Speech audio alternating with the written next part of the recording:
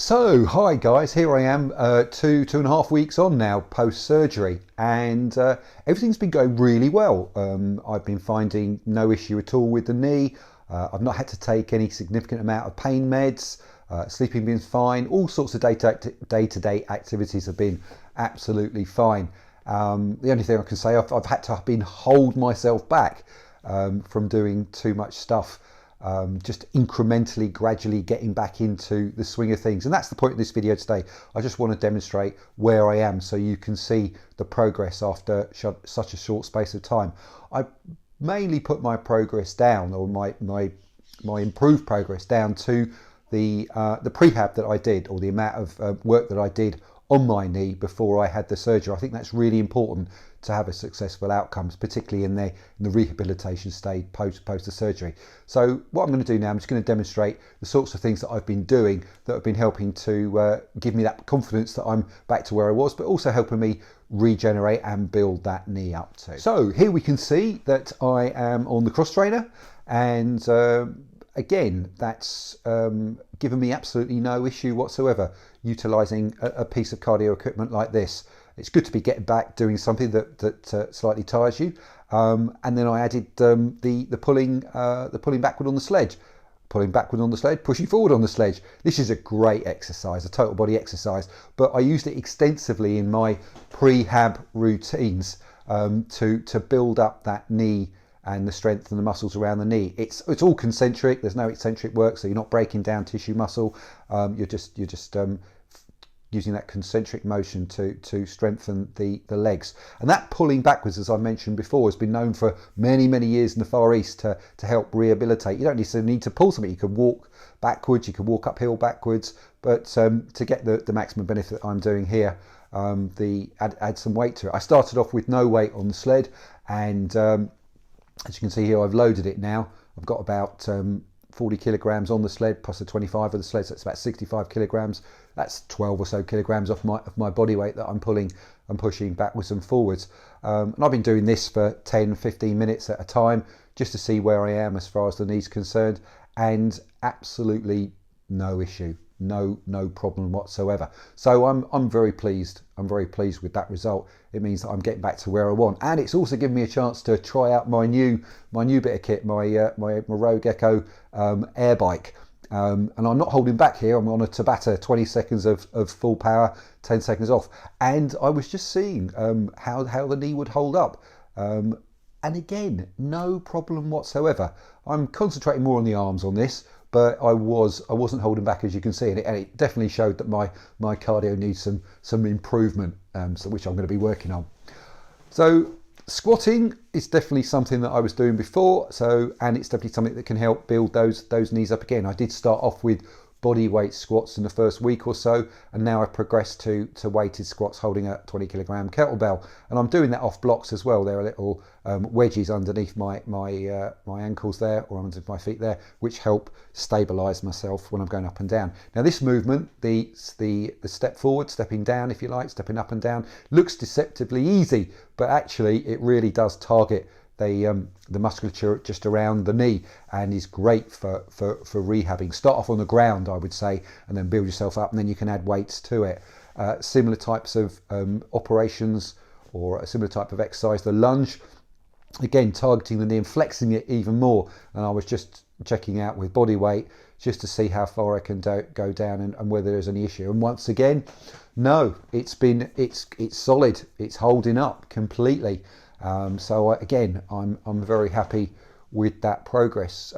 All the stuff you see here is low impact. Onto kettlebells, one of my favourite bits of kit to be using when I'm in full flow. Here you can see me doing some basic swings using 16 kilograms. That's quite a bit lighter than I'd usually use, but again, I'm just testing out the knee and the effect of this particular action when I do it. Onto my signature move, the kettlebell half snatch, bringing it down and up. Again, testing out the knee in various different ways. Usually I'd be swinging with something quite a bit heavier than this, 24 kilograms, 22 kilograms over a 30-minute period. But so I just wanted to try out a 6-minute non-stop session just to see where I was. And again, afterwards, no issue. So, you know, after 2.5 weeks, it's been beyond my wildest expectations. I was expecting 6 weeks before I could get back to doing something like this. Also been testing out my my single leg exercises, or where I am as far as those are concerned. So single leg deadlift, as you can see here. Also a bit of proprioception, a bit of balance, seeing how that knee's holding up as far as that's concerned. And yeah, good. That's all I can say. So happy bunny. Yeah, I mean, with all of these things, you know, you just got to take it gradually. I started off with no weight and then built it up over a few days to see where I was, and I've had no issue whatsoever. The wobble board, again, a great bit of kit as far as your rehab's concerned, because it will help you regain that balance and show any weakness that you've got there in the knee, any wiggles or pains, rolling it from side to side, left to right, back and forward, trying to find a balance point somewhere in the middle, doing squats on it. There's all sorts of things that you can do, but it's all designed to test the musculature around that knee area, and also the flexibility of the ankles, etc. But another great bit of rehab kit that you can utilize. All of these exercises that I'm doing have been okayed by my physio, as long as I take it easy and gradually. And so I wanted to load the knee up over when I've been walking, so just carrying something for little farmer's carries with two 20-kilogram discs. I spent 5-10 minutes walking up and down here just to see where I was, see if there's any sort of adverse effect to that, and there wasn't, no. And yeah, up and down into the early evening, as you can see here. Again, no issue whatsoever. All of these are great functional bits of exercise anyway, but you know, it's nice to know that I'm getting back to where I want to be much quicker than I thought I would. That's the main thing here, and progress is come on leaps and bounds.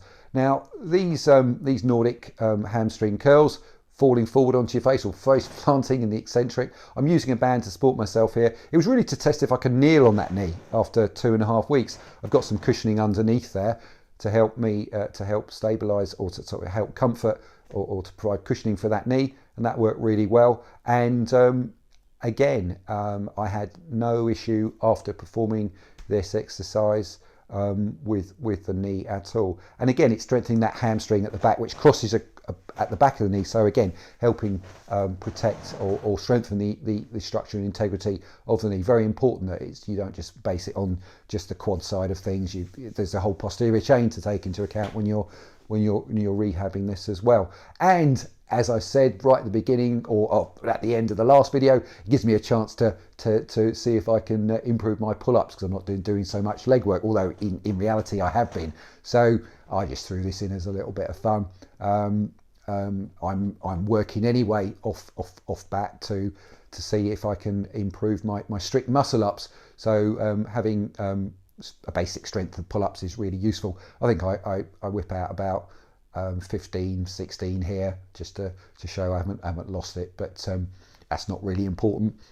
The most important thing about this video is that you know, if you do the work, if you put the work in before you have the op, I think you're going to get a much better result than if you do nothing. And then if you're diligent thereafter and have a decent protocol, rehab protocol, if you're lucky enough to have a physio that's skilled in that, and a surgeon that's sort of linked into that, being how important that is to you, that you can really improve and speed up the chances of recovery. So I hope that's been informative for you, motivational for you, inspirational for you. In other words, you know, it's not all doom and gloom, and I know I'm very happy with the result here. I'm going to be back to where I was a hell of a lot quicker than I actually thought I was.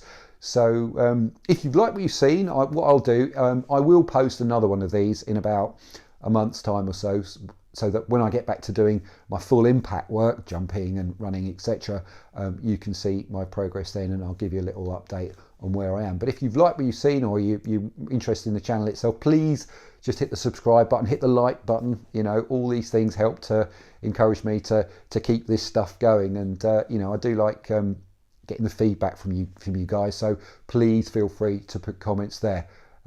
Anyway, all of you take care, and I'll catch you soon.